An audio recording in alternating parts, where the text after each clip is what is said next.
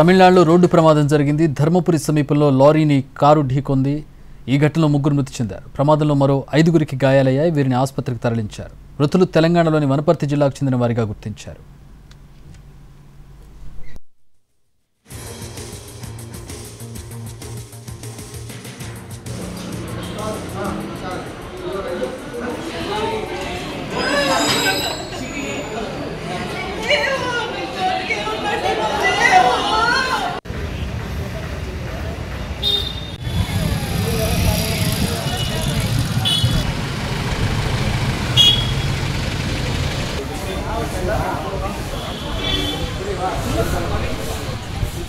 తమిళనాడులో రోడ్డు ప్రమాదం జరిగింది.